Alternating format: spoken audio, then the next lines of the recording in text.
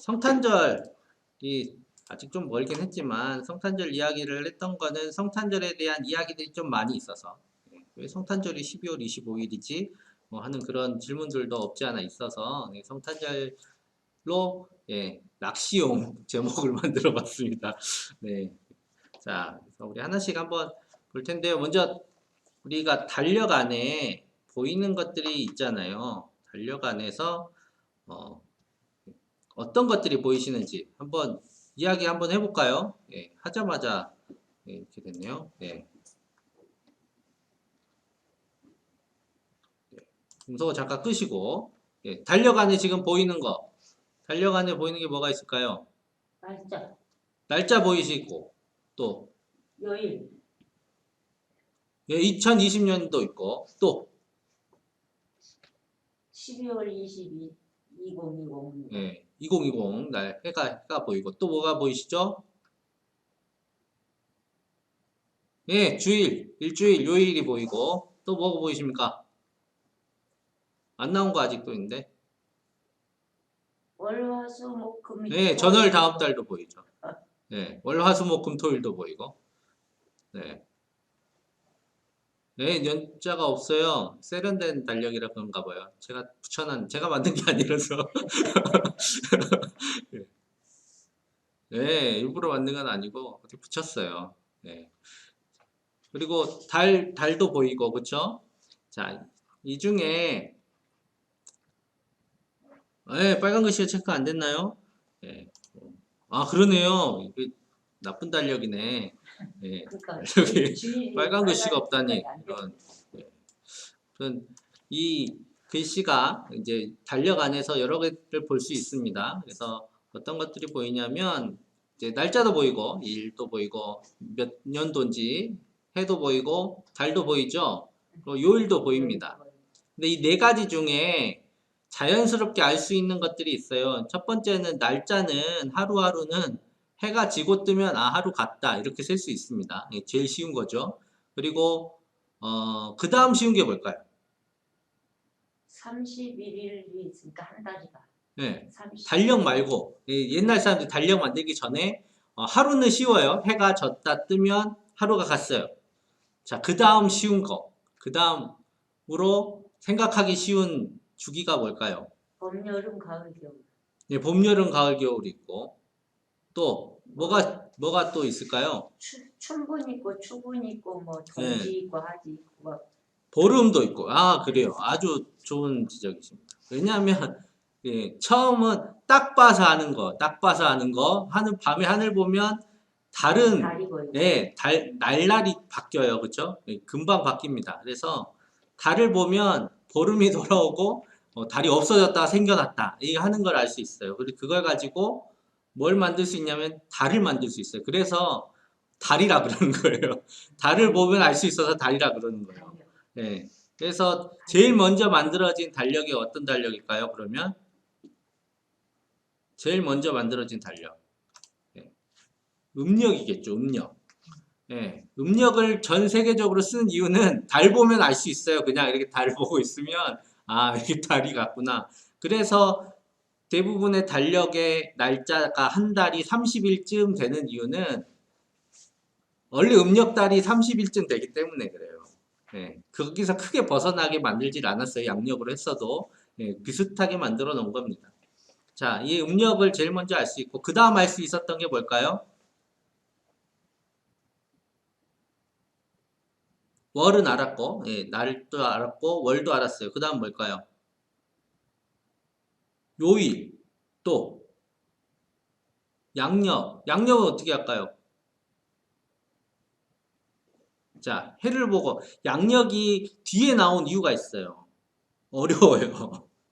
1년을 천문적으로 잘 관찰을 해야 알 수 있어요. 그러니까 하지다 이거는 우리같이 여름, 겨울 이렇게 사계절이 뚜렷한 곳에서는 쉽게 알 수 있던데 이제 그런 게 없는 데서는 해가 오르락 내리락 하는 걸 잘 1년 동안 관찰을 해야 돼요. 관찰을 해야 1년이 지났구나 알 수 있습니다. 그래서 해가 양력이 뒤에 나와요. 그래서 지금 양력을 쓴 이유는 뭐 여러 가지 이유가 있지만 어쨌든 뒤에 나오는 조금 더 과학적으로 발전됐을 때 나오는 달력이 해예요.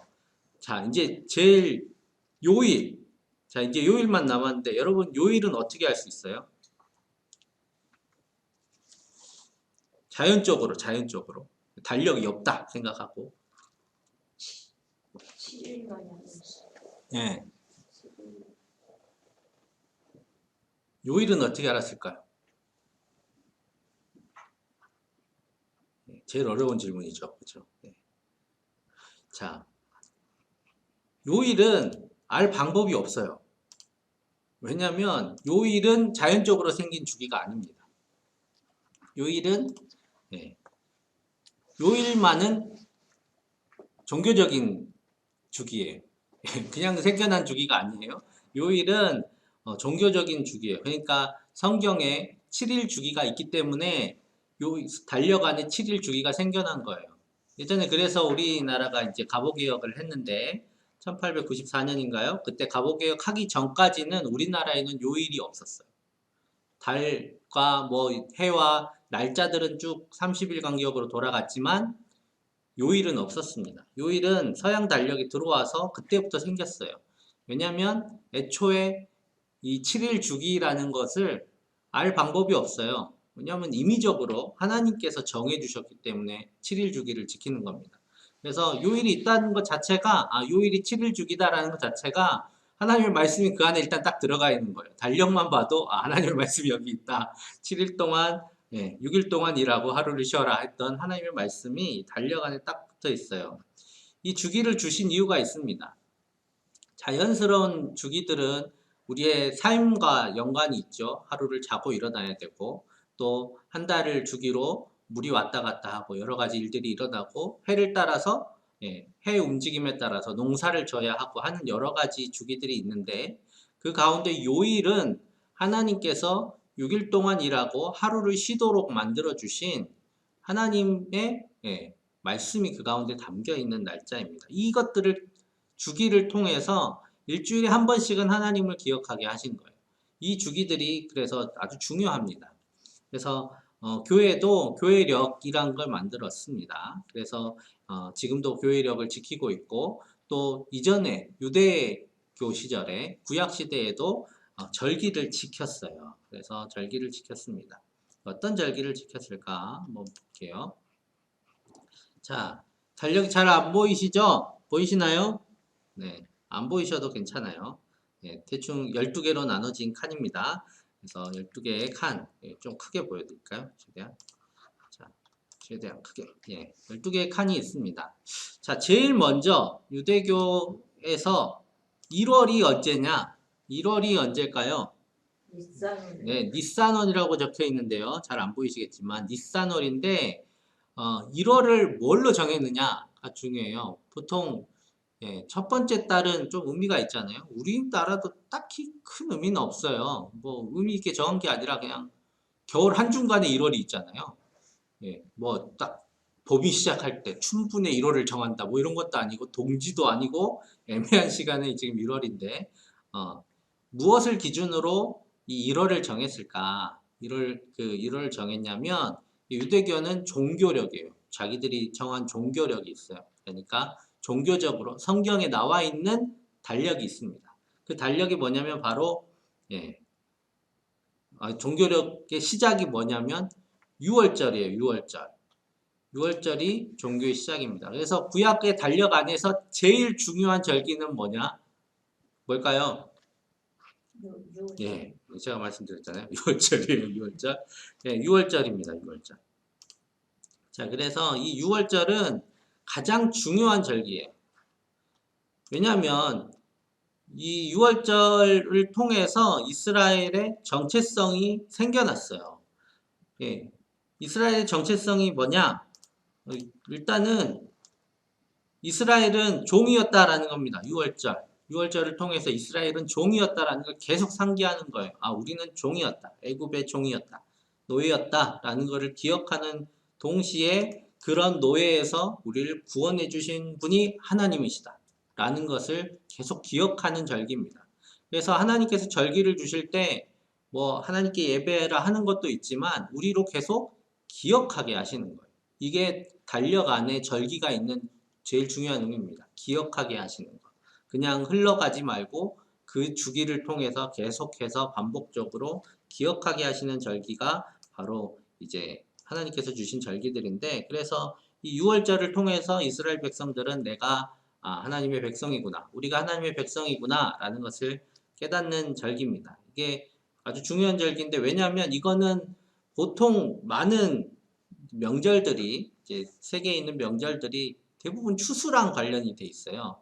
예, 뭐 해도 오르락 내리락하고, 뭐 동지나 춘분이나 이런 해의 움직임이나 아니면 추수를 통해서 많은 추수물이 생기거나 하면 그것들에 따라서 명절을 지내는데, 이 6월절은 온전히 하나님의 말씀에 기초한 절기죠. 그래서 6월절 절기를 지키게 되었고, 이게 첫 번째 제일 중요한 절기입니다. 이제 그 다음 절기가 뭐냐면, 이것 말씀드려야 되겠네요. 자, 전에 보면 날짜가, 명절, 이 6월절이 언제냐면, 6월절이 있는 그 달을 1월로, 첫째 달로 정했어요. 니산월인데 첫째 달이에요. 네, 첫째 달.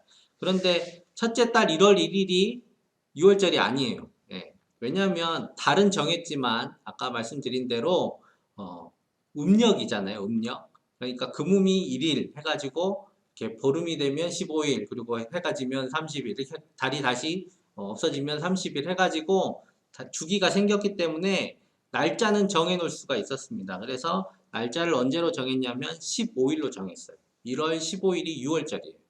네, 1월 15일이 6월절입니다. 그래서 6월절은 날짜가 딱 정해져 있다라는 거죠. 자, 왜 제가 날짜 강조하는지 이따가 말씀드릴게요. 자, 날짜가 정해져 있습니다. 자, 그런데 이제 그 다음부터는 이제 우리가 잘 아는 말이나 뭐 잘 모르는 말 두 가지가 있는데, 77절하고 수장절이 있어요. 이게 출애굽기에서는 77절하고 수장절이라고 얘기하고, 신명기에서는 오순절하고 초막절이라고 얘기해요. 똑같은 얘기입니다. 근데 약간 의미를 좀 더 부여한 게 이제 신명기에 있는 그 특별히 이제 저 초막절에 대한 이야기인데요.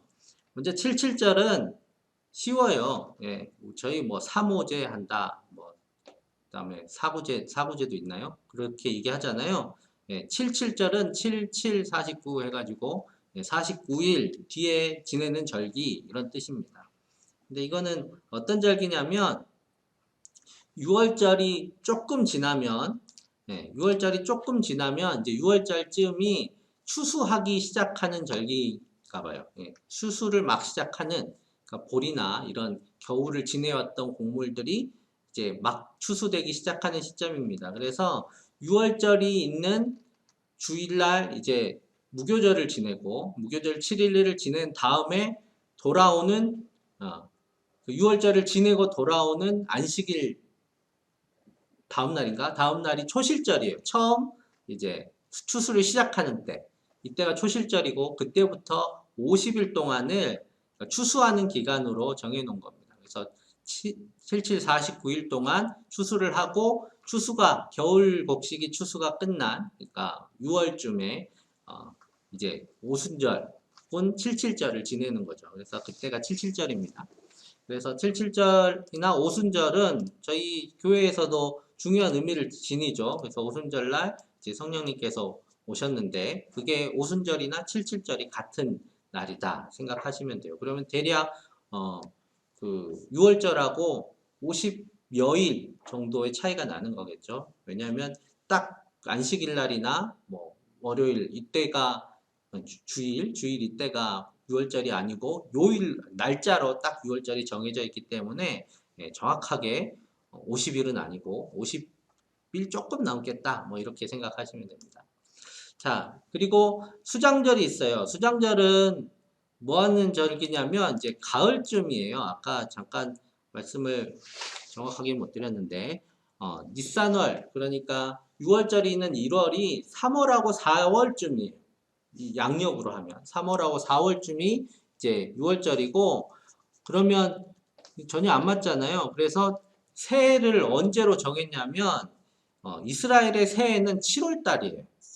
자기들 횟수로 7월 달에 새해를 지냅니다. 그래서 7월 달에 7월 첫날을 이제 우리 같으면 설날 비슷한 거잖아요. 근데 그날을 나팔절이라고 해서 새해를 알리는 나팔을 부는 날이고, 그리고 그달 10일 날, 7월 10일은 모든 백성들이 속죄하는 날이에요. 예, 속죄절이라고 합니다. 속죄를 한 다음에 15일에, 그 다음에 5일 뒤에는 이제 우리 식으로는 추수 다 하고 곡식들 다 이제 창고에 집어넣어놓고 하는 절기이기 때문에 약간 추석 느낌이겠죠. 추석 느낌으로 절기를 지냈는데, 이래서 수장절은 그런 의미예요. 수장절은 추석 이렇게 모든 곡식들을 추수해서 저장했다라는 절기의 의미인데, 거기다가 신명기에서는 한 가지 의미를 더해 놨습니다. 초막절로 지키라라고 얘기하십니다. 초막절은 뭐냐면 이때는 광야에 나가서 초막을 짓고 절기를 보내라라는 거예요. 이게 왜 그랬냐면 광야에서 있었던 생활을 기억해라 라는 것이죠. 신명기는 사실 출애굽기에서는 수장절이고 칠칠절이고 큰 의미가 없어요. 왜냐하면 농사를 안 지었잖아요.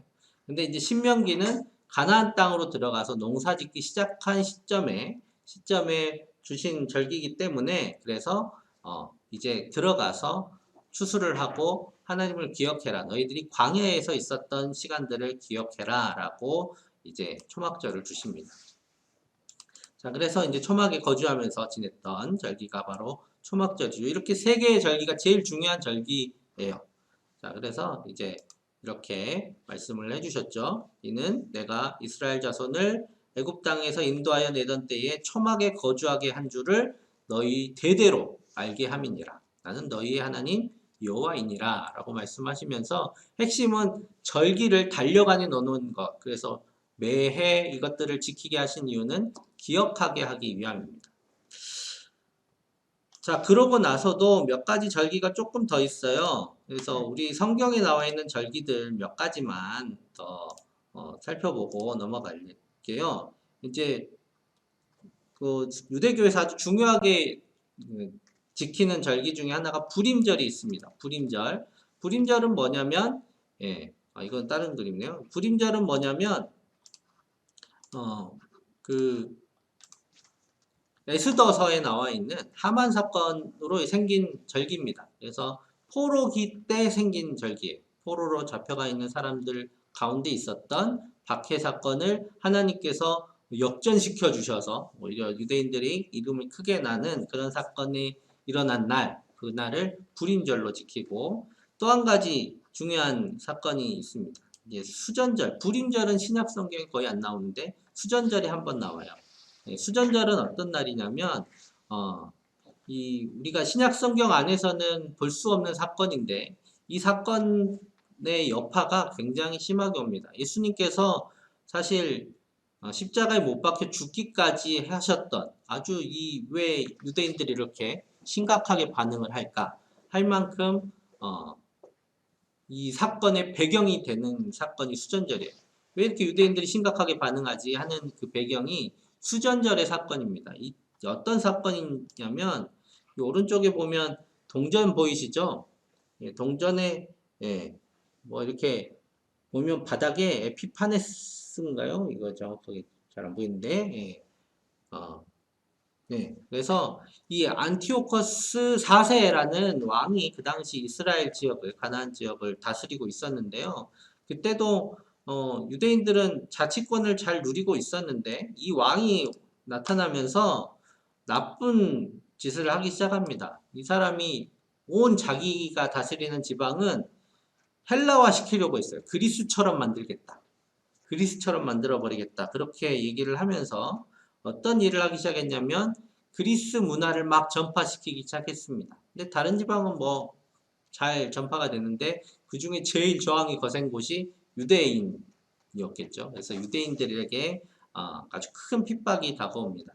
그래서 그냥 그 정도만 끝났으면 상관없는데, 이 사람이 자기를 뭐라고 했냐면 에피파네스라고 했어요. 신의 현신이다. 나는 신이 모습을 갖춘 그런 사람이다. 존재다. 라고 자랑을 하면서 무슨 짓을 했냐면 성전에 제우스상을 세웠습니다. 제우스상을 세우고 그 앞에서 돼지로 제사를 지냈어요. 돼지로 제사를 지냈다라는 게 무슨 뜻이겠어요? 네. 성전에서 원래 돼지는 먹지도 않는데 그거 가지고 제사를 지내놓으니까 이제 성전이 부정해진 거죠.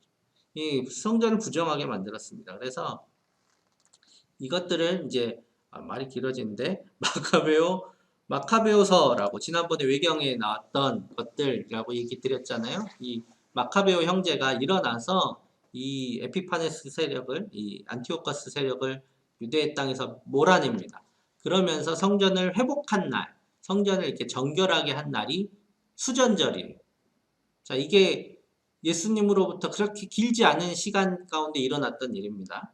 자, 그러면서 또 어떤 게 만들어졌냐면, 이 당시 유대교 최초로 하스몬 왕조라고, 최초가 아니죠. 마지막으로, 유대인들의 마지막 왕조가 생겨납니다. 유대인들만의 왕조가 생겨나는데, 하스몬 왕조라고 하는 이제 마카베오 형제로부터 생겨나는 그 왕조가 생겨납니다. 그런데 이때 무슨 일이 있었냐면, 자기가 다윗의 자손도 아니었기 때문에 자기를 유대 지도자이자 이상하게도 대제사장이라고 칭했어요. 왕이. 네, 자기가 대제사장이다라고 칭합니다. 그래서 이 때문에 어떤 일이 일어나냐면 우리가 잘 아는 사두개파 바리새인들이 생겨나요.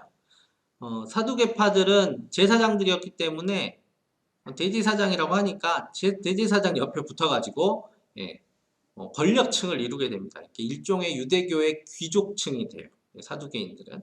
그래서 제사장들 사두개인이라는 게 사독의 자손 뭐 그런 뜻이기 때문에 이 사두개인들의 계파가 하나 형성되고 동시에 이 사람이 아론의 자손도 아닌데 사독의 자손도 아닌데 왕이 대제사장이라고 하는 것은 옳지 않다라고 비판했던 세력이 있습니다. 그 비판했던 세력이 누굴까요? 우리가 아는 두 개 중에 사두개인, 바리새인 중에 바리새인이겠죠. 바리새인들은 율법에 맞지 않는, 법에 맞지 않는 일을 하는 것이다라고 비판하면서 또 하나의 이렇게 파를 형성하게 됩니다. 그게 바리새파예요. 자, 그러면서 이제 이 시기에 지금 예수님의 주변 환경들이 조성이 되는 겁니다. 자, 그래서 왜 예수님이 결국 십자가를 지시기까지 이렇게 유대인들이 민감하게 반응했느냐? 에피파네스가 안티오코스 4세가 자기가 신의 아들이다, 신의 현신이다라고 했는데 예수님이 오셔서 내가 신의 아들이다라고 얘기하셨기 때문에 그래서 좀 심각하게 반응하면서 결국 예수님을 십자가에 못 박는 데까지 일어나는 배경이 됩니다. 자, 여기까지 얼른 하고요. 자, 이제 교회 시대. 교회 때는 그러면 이런 절기를 잘 지켰을까요?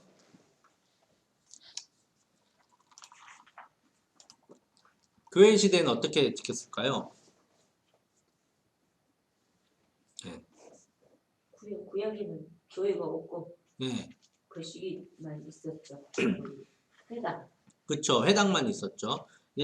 이제 초기에는 70년까지는 성전이 있긴 있었어요. 그렇죠? 성전이 있긴 있었고 이제 그 뒤로는 이제 성전이 없어지고 회당만 남아 있었죠. 자, 이때는 어떻게 됐었을까? 예. 지금을 보면 돼요. 지금 우리가 구약의 절기는 안 지키잖아요. 지키고 있는 게 없죠. 있나요? 뭐 없어요. 예. 외투절이랑 여기에 77절은 다른 절기예요. 예, 다른 절기입니다.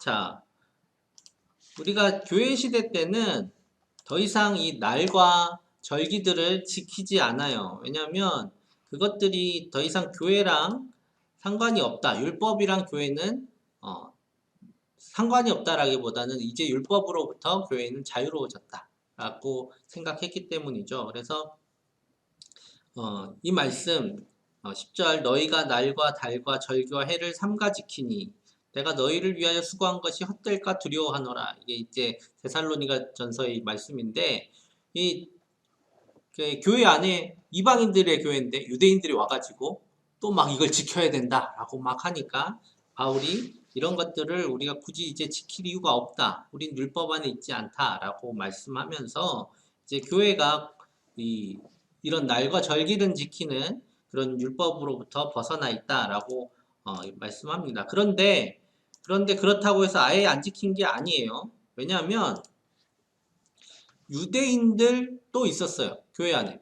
유대인들도 있었습니다. 유대인들은 자기들은 유대인들인 거예요. 예. 유대인 무슨 뜻이냐면 유대인들은 율법을 지키는 사람을 유대인이라고 해요.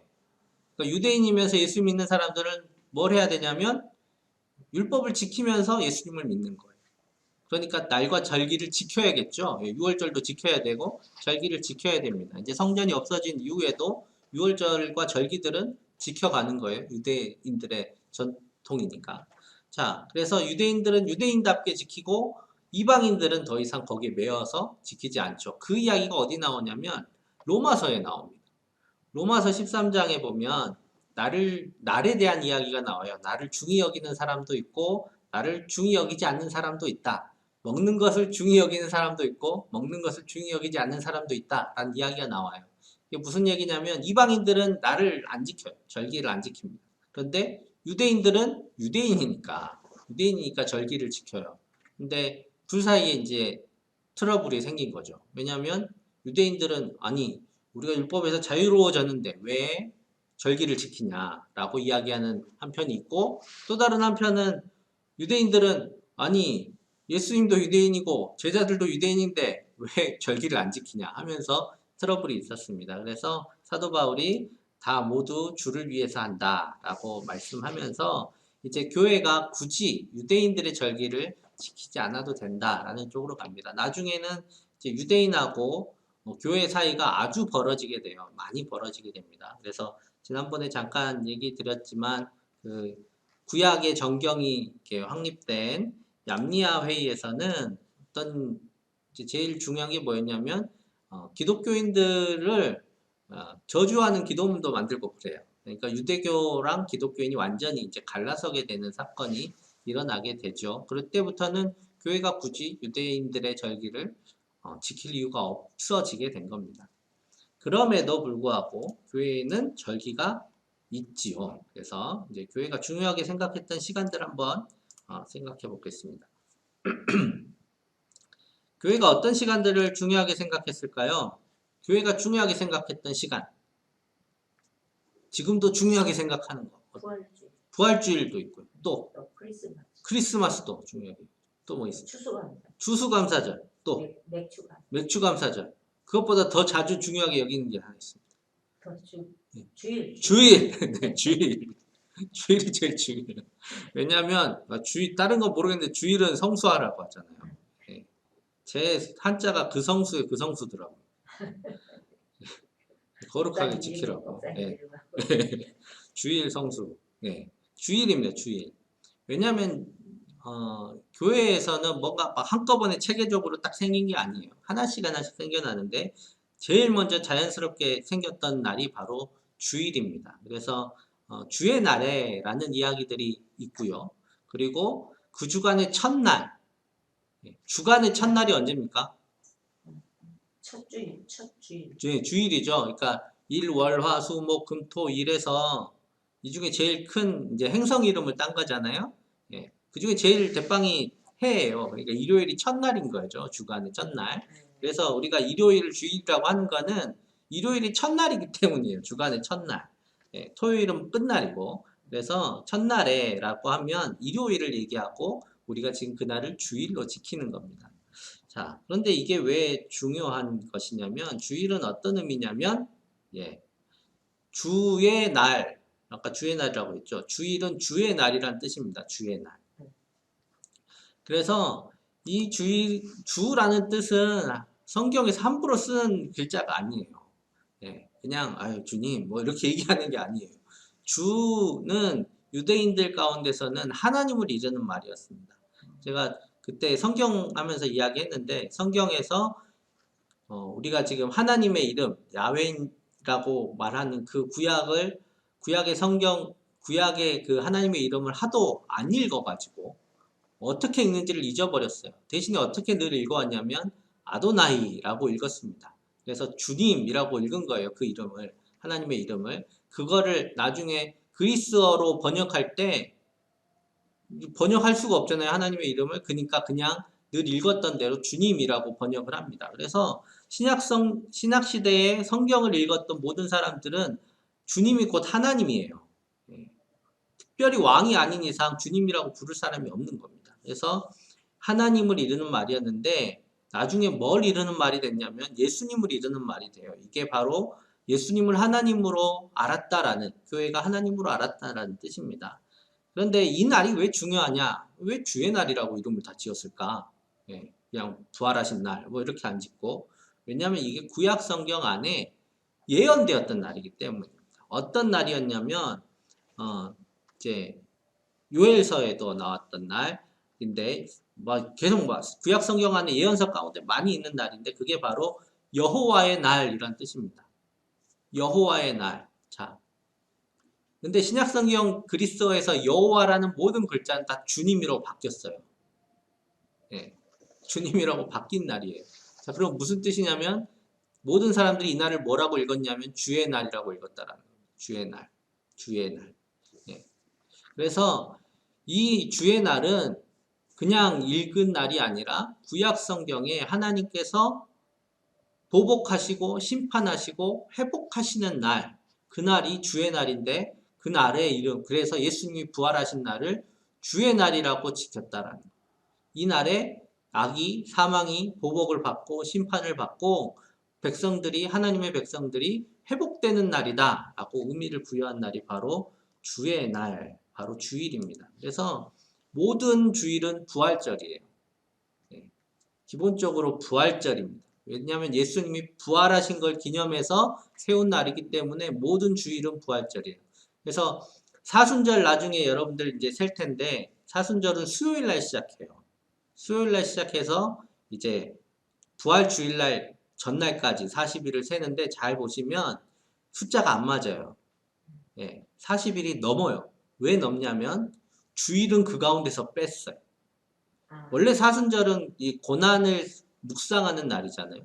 그런데 주일을 뺀 이유는 이 주일은 부활절이기 때문입니다. 이날은 기뻐해야 하는 날이에요. 그래서 부활절을 빼고 40일을 셌습니다. 자, 이게 주일이 갖고, 아이고 못 보셨겠네요. 그렇죠? 이 주일이 갖고 있는 의미예요. 자, 그래서 주일이 아주 중요합니다. 자, 그 다음까지 넘어가기 전에 이거 한번 네, 뭐라 그러죠? 네, 퀴즈를 내고 가겠습니다. 교회가 사랑하는 숫자는 뭘까요? 교회가 좋아하는 숫자. 7자, 3자, 네, 7자, 또 12, 10. 예, 10도 좋아. 또 뭐 있어요? 12, 예, 정답이 계속 나오고 있어서 말씀 미리 되면 안 될 것 같아. 자, 네. 열렬히, 예, 12. 또 뭐 있을까요? 네. 답이 안 나왔어요. 41, 40도 좋아하고. 네. 숫자를 아주 중요하게 여겨요. 왜냐면 유대인들이 이 숫자를, 의미를 많이 집어넣나 봐요. 50, 50도 있고요. 네. 자, 70인 4. 4도 있고. 예, 그 정답 안 나왔습니다. 아, 이럴 때 기분 좋아요. 자, 뭐냐면, 자, 힌트 드립니다. 힌트. 예, 힌트 잘 보시고, 잘 보시고. 예. 숫자가 뭘까요? 자, 잘 보세요. 예. 모양을 잘 보시면 됩니다. 8! 예, 정답. 8. 네. 제일 위에는 4, 네, 교회가 사랑하는 숫자들 많이 있죠. 아까 말씀하신 숫자들이 다 있는데, 특별히 성경에 나오지 않았지만, 교회가 사랑했던 숫자가 있어요. 이게 8입니다. 8. 왜 8을 좋아했을까? 왜냐면 요게 지금 뭐냐면, 세례반이에요. 세례반. 예, 세례 받을 때 물을 담아 놓는 반이에요. 이게 세례반인데, 세례반은 거의 다 팔각형으로 만들어져 있습니다. 그래서 왜 8을 좋아했을까? 한번 볼게요. 자, 우리가 이제 날을 세면 첫째 날, 둘째 날, 셋째 날, 넷째 날 해가지고 일곱째 날 되면 다시 첫째 날 되죠. 계속 이걸 반복하는 거예요, 우리는. 예. 반복해요. 그래서 예수님 이전의 성도들의 삶은 계속 이걸 반복하는 거예요. 쭉 6일 동안 고생하면서 살다가 7일 때 잠깐 쉬고 다시 고생하면서 살다가 7일 때 잠깐 쉬고. 그런데 이게 어떤 날이냐면 죄악이 계속 반복되고 고난도 반복되고 이제 해 아래 새 것이 없는 날들이죠. 이게 계속 반복되는 날인데 어떤 일이 생겼냐면 예수님께서 부활하시는 사건이 생긴 거예요. 언제 부활하셨냐면 주일날 부활하셨죠. 그래서 이 날은 7일이 되고 그 다음날 그냥 첫째 날이 아니다라는 거예요. 이 날은 첫째 날이 아니에요. 새로운 날이에요. 지금까지 없던 날. 그래서 8일째의 날인 거예요. 그래서 이 8일째의 날이라서 새 날이고 새로운 날이에요. 그래서 세례를 받을 때 우리가 무슨 의미로 하는 거예요? 당신은 이제 죄 중에서 다시 구원받아서 하나님의 백성이 된 날입니다. 당신은 새로운 피조물입니다. 라고 의미를 부여할 때 팔각형의 세례반에서 이 세례를 받는 겁니다. 이 팔은 주일을 의미하는 날이에요. 그래서 8번째 날, 새로운 날, 새 날. 그래서 우리가 주일을 지킬 때 이런 의미로 지키면 더 좋습니다. 자, 그래서 안식일 그냥 다음 날이 이제 아니라 하나님께서 새로운 피조물로 새 날을 만드시는 날, 그날이 바로 이 주일이다라는 것이죠. 그래서 교회의 절기에서 핵심은 뭐냐면 예수님의 부활이에요. 예수님의 부활이 교회의 핵심 가운데 딱 박혀 있어요. 그래서 주일날 올 때마다 예수님이 부활하셨구나 라는 것을 고백했고 또 그날을 막 이렇게 어두침침하게 보내지 않았습니다. 초대교회는 늘 주일은 셀러브레이션 하는 날이에요. 이렇게 아주 축제하는 날입니다. 그래서 성찬 하잖아요. 성찬하기 전에 늘 애찬식을 했어요. 음식을 가져다 놓고 먹고 마시면서 주일을 보냈습니다. 왜냐하면 기뻐하는 날이기 때문에. 그래서 우리가 식당에서 밥 먹는 거 할 때 점심 먹는 게 아니에요. 애찬하는 거. 이렇게 셀레브레이션 하는 거예요. 자, 그래서 그 날이 바로 이제 주일이죠. 자, 주일 하면서 너무 많이 났어요.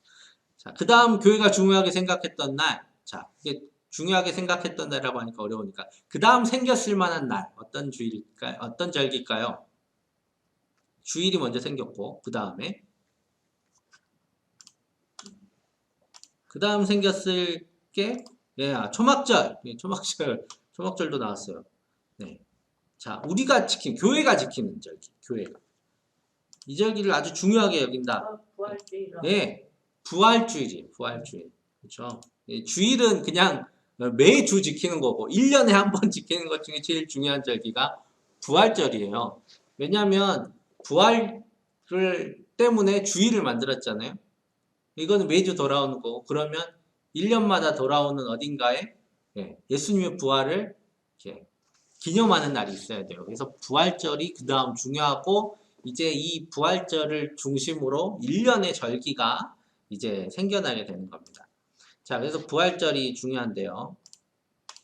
자, 부활절은 이제 언제냐면 딱 정해져 있어요. 부활절은 1년 중에 날짜를 정할 수 있어요. 그날이 언제냐면 6월절의 준비일 날 예수님 돌아가셨어요. 예. 그리고 안식 후 첫날 이제 부활하셨죠. 돌아가시고 부활하신 날을 딱 정할 수 있습니다. 자, 이게 그러니까 정해졌어요. 날짜상으로 아주 정확하게 지정을 할 수 있었습니다.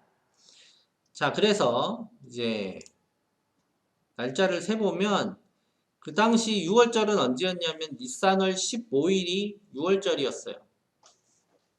날짜를 정할 수 있겠죠. 그리고 부활한 날은 우리가 뭐로 지키고 있죠? 주일로 지키고 있잖아요. 이것 때문에 싸움이 일어납니다.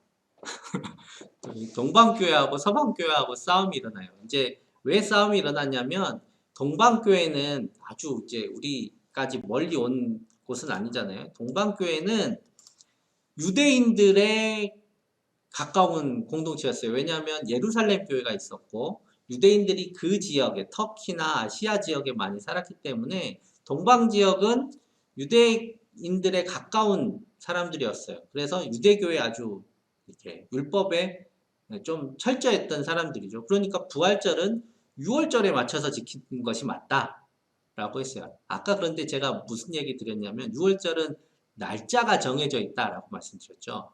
날짜가 정해져 있어요. 그건 뭐냐면 요일이 왔다 갔다 할 수 있다라는 거예요. 요일이 왔다 갔다 할 수 있어요. 자, 그런데 서방교회는 이 유대인들하고 그렇게 큰 관계가 없어요. 대부분 이방인으로 구성된 사람들이에요. 이 사람들한테는 뭐가 제일 중요했냐면 매주일 지키는 주일이 제일 중요한 거예요.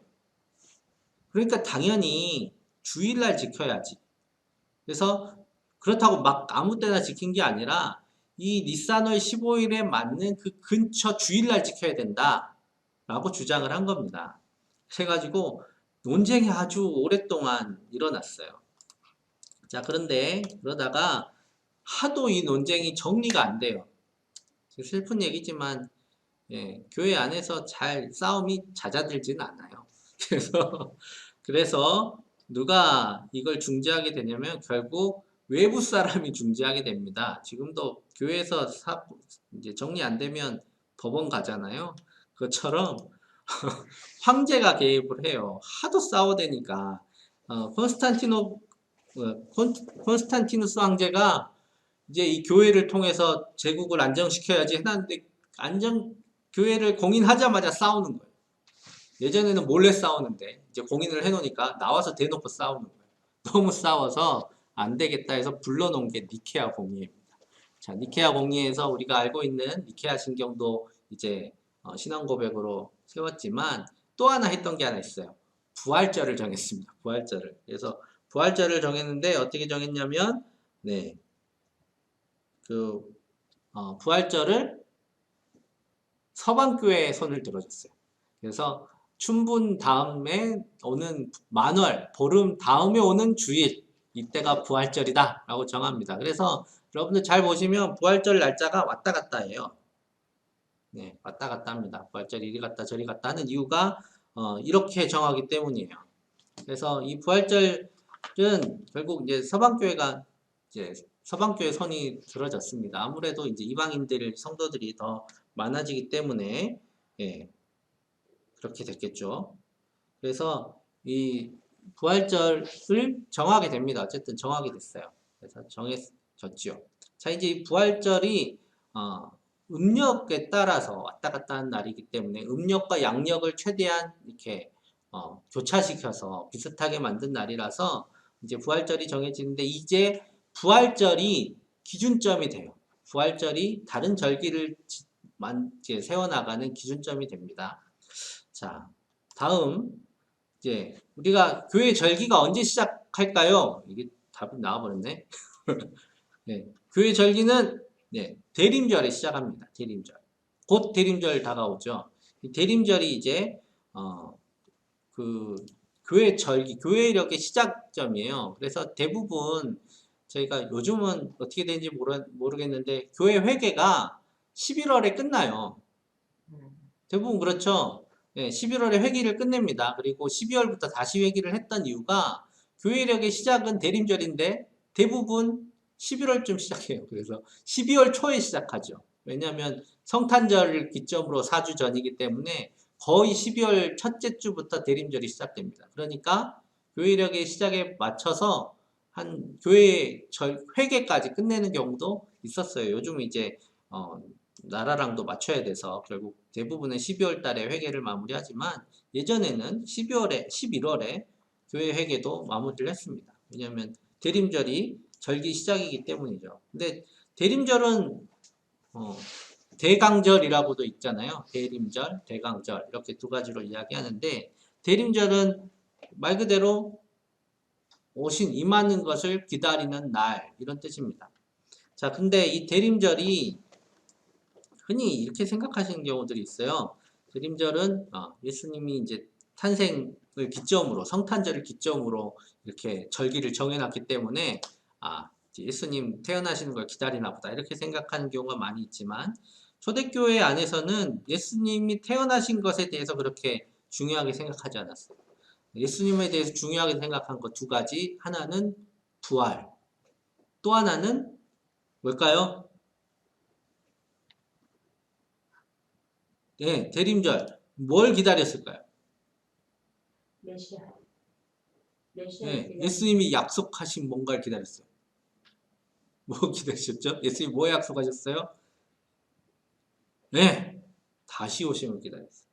재림. 부활, 재림, 이게 초대교회를 끌고 가는 가장 중요한 신앙. 예. 우리는 지금 딴 신앙들이 너무 많이 있어서 딴 신앙이 많지만 초대교회는 이 두 가지가 가장 강했어요.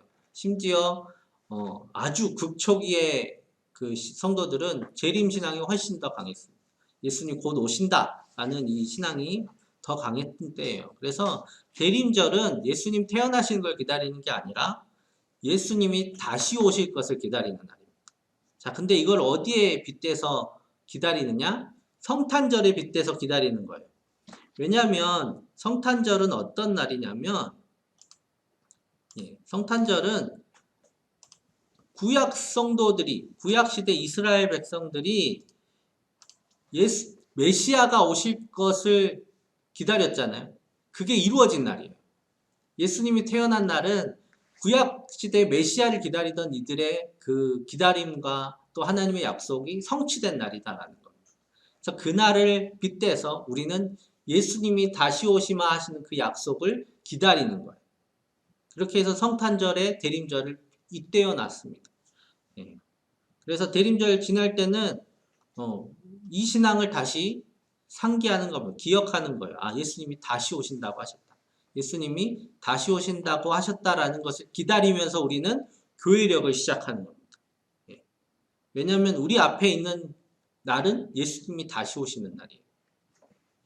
자, 그래서 이 날을 기다리면서 이제 우리가 신앙생활을 해 나가고 있다라는 거죠. 그래서 예수님이 오신 날을 통해서 다시 오시겠다 하신 그 날을 기다리는 것, 그 약속을 기다리는 날이 대림절입니다.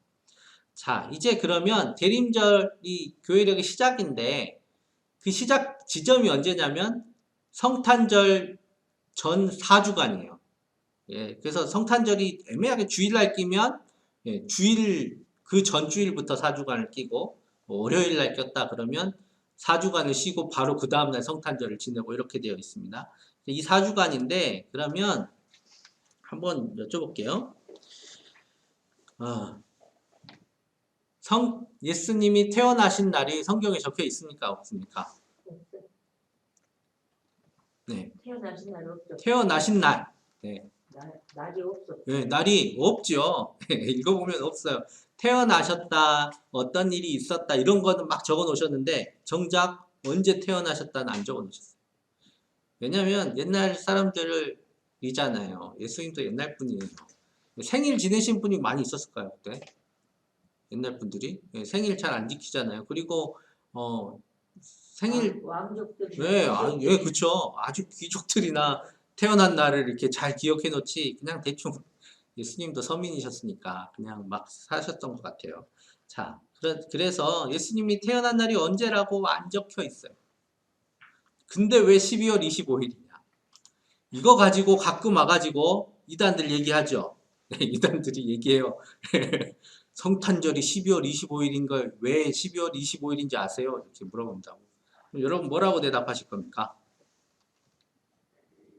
이제 제일 만만한 대답이 교회가 그렇게 정했어요. 라고 얘기하면 돼요. 교회가 그렇게 정했어요. 라고 정하면 되는데 이제 교회는 그렇게 허술한 곳이 아닙니다. 대충 정하지 않아요. 자, 그런데 이제 그 사람들이 와서 이야기하는 썰 중에 제일 많은 썰부터 이야기해 드릴게요.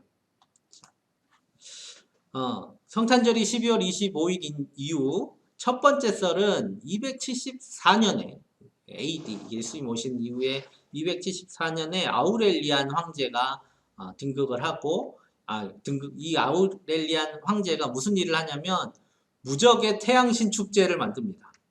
그래서 동지 근처에 12월 25일 날 이날 딱 적어요. 왜냐하면 태양이 제일 쪼그라들었던 때가 동지잖아요. 그래서 3일 정도 지난 이후에 이제 이때쯤에 태양이 다시 길어지기 시작하겠죠. 낮이 길어지기 시작하니까 태양이 다시 일어났다고 무적의 태양신 축제라고 아주 약간 중이병스러운 이름을 줬어요. 네, 이름을 지어놨고 이 태양신 축제를 정한 이유들, 황제가 하는 일들에는 항상 의도가 깔려 있습니다. 태양신을 높이면서 자기가 신의 현현이다 또 이야기하려고 했습니다. 황제를 신성화하려고 하는 작업을 했는데 다행히도 1년 뒤에 죽었어요. 1년 만에 죽었습니다. 왜냐하면 이 많은 평가가 아마 이 황제가 계속 살았으면 기독교 역사상 가장 큰 박해가 이 황제 때문에 일어났을 것이다 할 만큼 분위기가 굉장히 안 좋았던 거죠. 그래서 이 12월 25일이 이 태양신 축제가 정해졌어요. 자, 그러니까 이제 이날을 기독교가 차용해서 쓴 거다라고 이야기하는 경우가 많이 있습니다. 그런데 교회가 그런 적이 있어요. 예, 많이 있습니다. 여러분, 교회는 제일 핵심이 뭐 이런 것들이 아니에요. 날들이 중요한 게 아니야. 중요한 것은 예수님이 부활하셨고 또 예수님이 다시 오신다고 하셨고 또 그것들을 전해야 되는 게 제일 중요한 거예요. 그래서 이교도 문화들을 수용을 많이 했습니다. 수용을 하면서 그것들을 그냥 그것들이 가진 의미 그대로 가져오는 게 아니라 교회의 복음에 맞는 의미를 더 씌워서 수용을 많이 했어요. 그래서 트리도 세우고 뭐 하잖아요. 그런 것들 안에 그 당시 이교도의 문화들을 가지고 와서 그것들을 선교의 또 전도의 목적으로 사용을 한 거죠. 예, 그런 것들 많이 있습니다. 우리나라도 많이 있어요, 여러분. 예, 추도 예배도 드리잖아요. 예, 우린 제사를 안 지낸 대신에 추도 예배 형식으로 그것을 그 기독교식으로 드리는 거예요. 예, 우리 장례 3일 드리잖아요. 원래 외국은 장례 이렇게 발인하는 날, 흔히 발인하는 날만 가서 드려요. 근데 우리는 3번 다 드리잖아요. 그렇게 하는 거예요. 그 지역의 문화를 가지고 와서 수용을 했는데 문제는 동지가 예수님의 탄생일이란 거랑은 무슨 상관이 있느냐 이거죠. 너무 무턱대고 갖다 붙였다라는 것이고 그건 또 어떤 뜻이냐면 12월 25일을 성탄절로 꽤 오래 지켜왔는데 그 의미는 12월 25일 이거나 아니면 그 근처쯤에 이미 예수님의 탄생일로 지켜왔다라는 거예요. 그러니까 쉽게 이걸 하나로 의미를 덧붙일 수 있었던 것이죠. 예, 이런 것들 그리고 특히 태양신의 축제였을 그날을 왜 그러면 굳이 성탄절로 정했냐? 왜냐하면 우리 예수님을 뭐라고 얘기하냐면 빛 되신다라고 얘기하잖아요. 빛 되신 그분, 그 태양, 빛 이것을 합친 겁니다. 이미지를. 의미를 합쳐가지고 빛 되신 분이 오신 날로 정하는 거죠. 자, 그래서 아마 사람들은 맞아. 태양이 자라나듯이 예수님이 빛 되신 분이 오셨구나 라고 이해할 수 있도록 그 당시 사람들에게 선교적인 목적으로 많이 사용을 했습니다. 자, 그런데 이거는 너무 그냥 막 갖다 붙인 것 같잖아요. 조금 더 이제 요즘 최신의 연구 결과를 갖다 드리겠습니다. 자, 아까 말씀드렸듯이 절기의 중앙에는 뭐가 있냐면 부활절이 있어요. 부활절을 기점으로 모든 것들을 계산을 했습니다. 자, 그런데 성탄절이라고 따로 계산하지는 않았을 거라는 거예요. 자, 그러면 부활절은 어떤 날이냐면 예수님이 다시 살아나신 날이잖아요. 그렇죠? 그럼 예수님이 돌아가신 날도 있겠죠. 그래서 예수님이 돌아가신 날이 있을 텐데 그래서 그 날을 어떻게 생각했냐면 그 당시 그 신화 속에 있는 사람들 대부분 죽은 날은 좀 정확해요. 왜냐하면 주변에 사람들도 많고 좀 유명해졌을 때 죽었기 때문에 죽은 날은 정확한데 태어난 날은 이 사람이 어떻게 될지 모르니까 이렇게 적어놓은 사람이 없을 수 있죠. 그러면 이 사람의 날을 어떻게 계산을 했냐면 죽은 날 잉태됐다라고 상징적으로 이해를 했습니다. 그 사람이 죽은 날을 잉태된 날로 이해했어요. 그냥 상징적으로 이해한 거예요. 그날이 꼭 그렇게 된 게 아니라 죽은 날 잉태됐다라고 이해를 하고 그날로부터 9째 달 날을 태어난 날로 정한 겁니다. 그래서 돌아가신 날이 언제냐? 해로 치면 양력으로 치면 3월 25일이다 라고 계산을 했어요. 누가 계산했냐면 유명한 터툴리안이 교부 터툴리안이 계산을 했습니다. 그러면 그날 잉태됐다. 그날 돌아가신 날 잉태됐다 라고 하면 9째 달이 언제예요? 9째 달 후에 12월 25일이 되죠. 그렇죠? 그렇게 해서 12월 25일이에요. 이 3월 25일은 언제냐면 그 해, 예수님이 돌아가신 해 얘기를 한 거예요.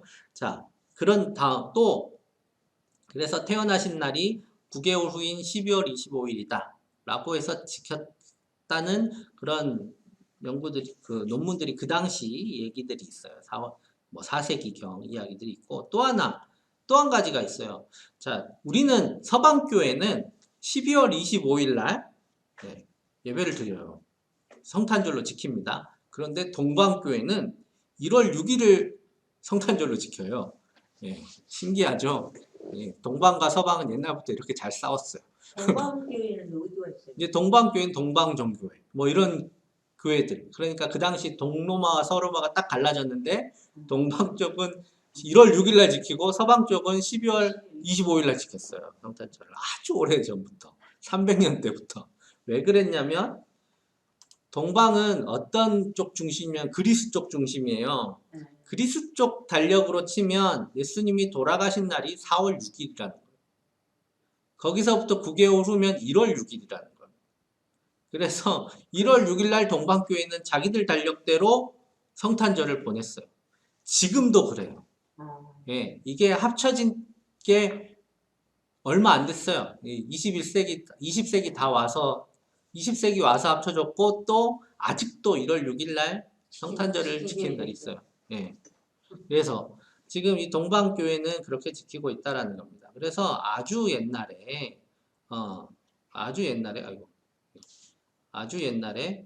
어딨죠? 살라미스의 에피파니우스란 주교가 4월 6일에 대해서 이렇게 얘기했어요. 전혀 흠이 없는 동정녀의 속에 어린 양이 착상되었다. 그는 세상의 모든 죄를 속죄하기 위하여 오신 것이다. 지금도 그래서 아르메니안 교회는 4월 초에 성모가 잉태한 날로, 마리아가 잉태한 날로 지금 정해서 지키고 있어요. 그래서 크리스마스가 동방교회는 1월 6일이에요. 나신 예, 날입니다. 그래서 나신 날로. 자, 그래서 성탄절은 무슨 날이냐면 그냥 예수님이 태어나셨다는 게 아니에요. 이것도 결국 어디에서 온 날이냐면 예수님의 부활과 예수님의 사역에서부터 온 날입니다. 그래서 그 사역을 풍성하게 묵상하기 위한 날이 성탄절이라는 거예요. 자, 그래서 왜 성탄절이 이 날이냐? 이거 시간 많이 됐네요. 이 날이냐? 그러면 이제 조금 더 유식하게 이야기해 줄 수 있을 것 같아요. 자, 마지막 얼른 얘기할게요. 여러분 올해 몇 년이죠? 라고 적어놨네요. 답을. 2020. 네, 2020년입니다. 자, 근데 해를 사는 방법이 여러 가지가 있어요. 여러분 옛날에 해를 어떻게 셌냐면 왕조가 들어서 있으면 왕이 태어난 날부터 이제 1년, 2년, 3년 이렇게 셌어요. 그래서 다음 왕이 태어나면 그 왕이 1년, 2년, 3년 이렇게 했습니다. 그래서 우리 광무 원년 우리 고종 황제가 황제직이 올라가면 황제 정도 돼야 연호를 쓸 수 있었어요. 연호. 이제 연을 세는 이름을 쓸 수 있었습니다. 그래서 광무 원년이 1897년이에요. 그리고 뭐 선조 25년이다 라고 하는 것도 선조가 즉위한 다음에 25년째 되는 해라는 거죠. 그래서 그때 이제 임진왜란이 일어났는데 자 이렇게 세는 방법이 있어요. 그 군주를 기점으로 세는 방법. 또 하나는 우리가 잘 아는 대로 이렇게 빙글빙글 돌아가는 이렇게 해를 세는 방법이 있습니다. 대부분이 이렇게 세요. 그래서 60갑자 많이 쓰잖아요. 청간 육각도 한다고. 육갑이라고 하죠. 왜냐면 이게 이 위에 몇 개죠? 위에 10개하고 밑에 12개를 조합하면 60개마다 반복돼요. 60개마다 반복이 되는데 이게 왜 이렇게 썼냐? 왜 60년밖에 안 썼냐? 대부분의 사람들이 60년을 못 살았던 시대인 거예요. 그래서 환갑잔치를 크게 했던 겁니다. 환갑이 뭐냐면 자기가 태어난 그 해를 다시 맞이하는 거예요. 환갑. 돌아왔다고. 내 갑이 돌아왔다고. 그래서 환갑잔치를 했던 거예요. 그래서 이 60갑자를 세는 이유는 굳이 해가 쭉 가는 게 의미가 없잖아요. 자기 생에 굳이 그렇게 갈 필요 없어요. 그냥 내가 태어난 나이 세고 뭐 이 정도만 세면 되는 거예요. 그래서 60갑자를 썼습니다. 자, 이게 뭐냐면 이 안에 세상은 돌고 돌아. 그게 그거야 라는 거예요. 해 아래 새 것이 없어 라는 의미가 이 안에 담겨 있는 겁니다. 나이 세는 정도면 충분했어요. 자, 그런데 다시 지금 몇 년이라고요? 2020년이잖아요. 왜 이렇게 세요? 예수님 나신 네, 예수님 나신 날부터 2020년이라고 세는 거잖아요. 왜 이렇게 세냐 이거죠. 이게 무슨 의미예요? 예수님이 네. 온 세상 왕의 왕이신. 그렇죠. 아까 말씀드렸잖아요. 왕이 태어났다라는 거예요. 왕이 태어났으면 왕이 태어난 해부터 세는 거예요. 네. 이건 무슨 의미냐면 세상의 왕은 예수님이시다라는 교회의 고백입니다. 근데 세상 모두가 이 고백을 하고 있는 거예요, 지금. 온 세상이 이 고백을 하고 있습니다. 그리고 또 하나는 뭐냐면 아까는 빙글빙글 돌았잖아요. 나를 세는 게 빙글빙글 돌았는데 이제는 그렇게 세지 않아요. 그게 무슨 뜻이에요? 이제 세상은 어딘가를 향해서 나아가고 있다라는 거예요. 쭉 예수님 태어나신 이후부터 쭉 나아가고 있어요. 어디까지 나아가고 있죠? 예수님 재림까지. 네, 다시 오실 때까지. 예수님 다시 오실 때까지 쭉 이 날들이 지나가고 있다라는 거예요. 이게 달력의 해를 세는 이유입니다. 그런 의미로 셌어요. 이때부터 기독교인들은 다른 때는 그런 생각도 못 했는데 교회는 그래 예수님이 오시는 날이 세상의 끝이다. 그러니까 지금부터 하루 한 해 한 해를 세가는 거예요. 그럼 거꾸로 뭐가 돼요? 예수님이 오시는 날이 조금씩 가까이 오고 있는 거예요. 그렇게 해서 해를 세는 겁니다. 세상 사람들은 모르지만 우리는 알아야 돼요. 2020년이 그런 의미입니다. 자, 그래서 오늘 달력에 대해서 얘기했습니다. 6분이나 지났네요. 자, 쇼가 끝났고, 이렇게 해서 이 달력 안에, 교회력 안에, 우리 교회 선배들은 아주 지혜로웠어요. 왜냐면 많은 사람들이 성경도 못 읽지, 또 바쁘지, 힘들게 살아가는데, 복음을 어디다 담아 놓을까? 매해 돌아오는 날들에 담아 놓은 겁니다. 그래서, 교회력만 잘 봐도 복음을 누릴 수 있게 만들어 놨어요. 그래서 주일이 오면 예수님이 부활하셨다. 부활절이 오면 더 크게 기뻐하면서 예수님이 부활하셨다 얘기하는 거죠. 대림절이 오고 성탄절이 오고 사순절이 오고 또 부활절이 오고 성령 강림절이 오고 이렇게 교회력을 지나가면서 우리는 예수님이 하셨던 일들, 하나님이 하셨던 일들을 다시 되새길 수 있습니다. 그래서 우리는 지금 말씀으로 둘러싸여 사는 거예요. 말씀으로 둘러싸여 사는 겁니다. 시간이 더 있었으면 재밌는 이야기 더 해주실 수 있는데 1시간밖에 안 돼서 요만큼만 하도록 하겠습니다. 네, 자 오늘 이렇게 말씀드렸는데요. 어떻게 질문 있으신가요? 네. 아니에요. 질문하실 거 있으실 것 같은데. 네. 빨리 오셨으면 좋겠어요. 예수님. 예수님이 빨리 다시 오셨으면 좋겠습니다. 재림을 근데 안 믿는 기다리고 사람들이 있어요. 많아갖고 못 기다려. 그러니까요. 이제 우리 유반사 권사님이 안 믿는 사람들이 너무 많아가지고 오시면 또 안 되니까. 지금 그렇게 하십니다. 오늘은 이 수업은 여기까지 하고요. 또 다음 주는 또 다음 주에 준비한 수업으로 하도록 하겠습니다. 어떻게 좀 도움이 되셨나요? 재밌어요. 좀 더 재밌게 해야 되는데. 자,